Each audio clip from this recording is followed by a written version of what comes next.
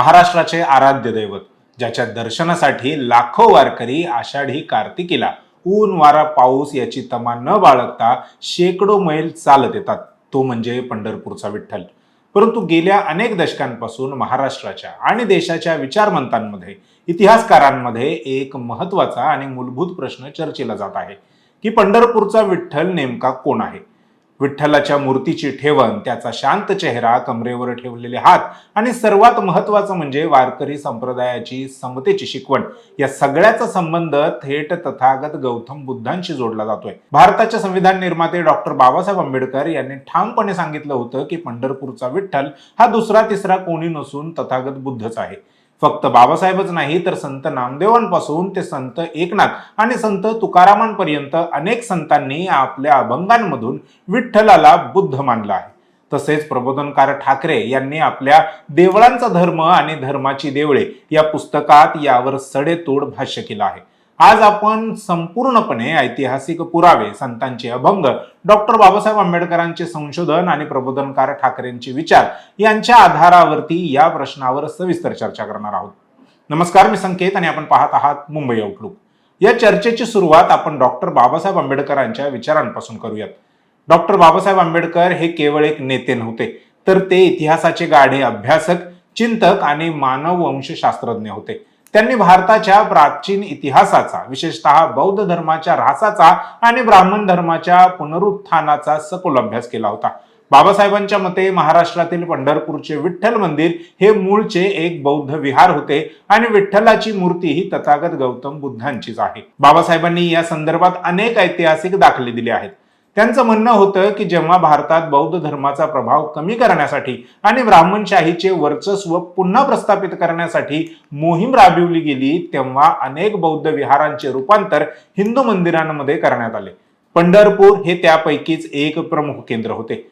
विठ्ठल हा शब्द विठ्ठ किंवा बिट्टा या कानडी किंवा प्राकृत भाषेवरून, शब्दावरून आलेला असू शकतो, ज्याचा संबंध बुद्धाशी जोडता येतो. 25 डिसेंबर 1954 रोजी पुण्याजवळील देहू रोड येथील एका नवनिर्मित बुद्ध विहारात बुद्धाच्या मूर्तीचे अनावरण करताना डॉक्टर बाबासाहेब आंबेडकरांनी सांगितलं की पंढरपूर येथील विठ्ठलाची मूर्ती ही वास्तविक बुद्धाचीच मूर्ती आहे.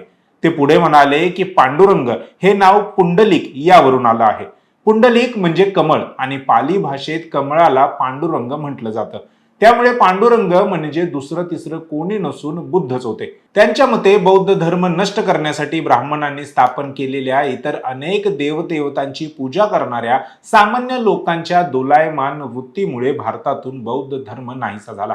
बाबासाहेबांनी स्पष्ट केलं की बौद्ध धर्मातील जी समता, करुणा आणि बंधुभाव होता, तोच वारकरी संप्रदायाने आत्मसात केला. विठ्ठलाच्या मूर्तीचे डोळे मिटलेले किंवा अर्धोन्मिलित असणे, ध्यानस्थ मुद्रा आणि शांत भाव हे सर्व बौद्ध मूर्तिकलेचे जिवंत लक्षण आहे. म्हणूनच बाबासाहेब अत्यंत ठामपणे होते की पंढरपूरचा विठ्ठल हा तथागत बुद्धच आहे. प्रबोधनकार ठाकरेंनी आपल्या देवळांचा धर्म व धर्माची देवळे या अत्यंत प्रसिद्ध आणि क्रांतिकारी पुस्तकात या विषयावर अतिशय सडेतोड आणि निर्भीडपणे प्रकाश टाकलाय. प्रबोधनकार ठाकरे लिहितात की प्राचीन काळात संपूर्ण महाराष्ट्रात आणि भारतात बौद्ध धर्माचा प्रसार मोठा झाला होता. गावोगावी बौद्ध विहार, स्तूप आणि चैत्यगृह होती. परंतु नंतरच्या काळात ब्राह्मणी वर्चस्ववादाने या बौद्ध विहारांचे मोठ्या प्रमाणावर विद्रुपीकरण केले. विद्रुपीकरण म्हणजे तरी काय, तर बौद्ध विहारांमध्ये बुद्धाच्या मूर्तींना शेंदूर फासणे, त्याचे मूळ स्वरूप बदलणे, तिथे नवीन पौराणिक कथा जोडणे आणि त्या बौद्ध स्थळांना हिंदू मंदिरं घोषित करणे. ब्राह्मणांनी बहुजन समाजाला बौद्ध धर्मापासून दूर ठेवण्यासाठी आणि स्वतःची उपजीविका चालवण्यासाठी या विहारांचे मंदिरात रूपांतर केले. प्रबोधनकार ठाकरेंचं हे मत डॉक्टर बाबासाहेब आंबेडकरांच्या संशोधनाला अत्यंत बळकट करणारं ठरतं. याशिवाय सम्राट अशोकाच्या काळातील एक प्राचीन स्तूप म्हणजे सांची स्तूप, तिथे बुद्धाची एक अशी मूर्ती आहे की बुद्ध कमरेवर हात ठेवून उभे आहेत. पंढरपूरची विठ्ठल मूर्ती ही तशीच आहे. इतिहासकार डॉक्टर अनंत रामचंद्र कुलकर्णी यांनी ही विठोबा बुद्ध असल्याबद्दल अनुकूल मत व्यक्त केलं आहे. जॉन विलियम्सच्या memoir on the cave temple या ग्रंथात विठ्ठल मंदिर बुद्धाचं होतं असं म्हटल्याचं त्यांनी सांगितलं आहे. डॉक्टर के जमनादास यांनी विविध वाङ्मयीन व पुरातत्वीय पुराव्यांचा संदर्भ देऊन विठ्ठलाची मूर्ती ही मुळातील बुद्ध मूर्ती होय हे पटवून दिलंय. तिरुपती बालाजी एक प्राचीन बौद्ध क्षेत्र या पुस्तकाच्या पान क्रमांक 23 वर ते म्हणतात, पंढरपुर के देवता बुद्ध है और पुण्य कुछ नहीं, ऐसी महाराष्ट्र में गहरी परंपरा पुरातन काल से चली आ रही है और महाराष्ट्रीय जनमानस में जम गई है। हमारे बचपन में प्राथमिक पाठशाला में मूलाक्षर और अंकों का जो किताब होता था उसमें दशावतारों के चित्र होते थे। नौवा अवतार बुद्ध का दर्शाता है और जो चित्र था वह अजिंठा या एलोरा आदि से बुद्ध या बोधिसत्व का न होकर पंढरपुर के विठल का होता था। विठोबा यह बुद्ध ही है, ऐसी गहरी मानसिकता महाराष्ट्रीय जनमानस में बसी है, यह बात इससे स्पष्ट होती है। डॉक्टर राची ढेरे यांनी विठोबाच्या मूर्ती संबंधी सखोल संशोधन करून श्री विठ्ठल महासमन्वय हा ग्रंथ निर्माण केला। त्यातही विठ्ठलाकडे बुद्ध म्हणून मराठी संतांनी पाहिलं होतं हे अनेक पुराव्यांनी सिद्ध केलं आहे।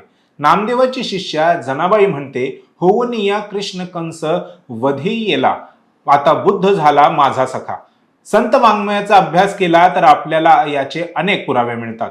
संत शिरोमणी नामदेव महाराजांनी आपल्या अभंगात स्पष्ट केलं आहे, गोकुळी अवतारू 16 सहस्रावरू, आपण योगेश्वर बौद्ध रूपी, व्रतभंगासाठी बौद्ध अवतार, झाला दिगंबर अवनीय। संत एकनाथ महाराजही आपल्या एका अभंगात विठ्ठलाचे वर्णन करताना म्हणतात, नववा बैसे स्थिर रूप तथा नाम बौद्ध रूप, बौद्ध अवतार घेऊनी विटे समचरण ठेवूनी, पुंडलिक दिवटा पाहून तयाचे दारी गोंधळ मांडिला, बया दार लाव बौद्धाई बया दार लाव। जगद्गुरु संत तुकाराम महाराजांनी तर विठ्ठलाच्या शांत आणि मौन रूपाचे वर्णन करताना बुद्धाचा थेट उल्लेख केला आहे। ते म्हणतात, बौद्ध अवतार माझी या अदृष्टा, मौन्य मुखे निष्ठा धरियेले। या सर्व संतांच्या अभंगांवरून काय सिद्ध होतं तर संतांना हे पुरतं ठाऊक होतं की पंढरपूरच्या विठ्ठलाचे मूळ हे तथागत गौतम बुद्धांच्या विचारांमध्ये आणि त्यांच्या अवतारात आहे।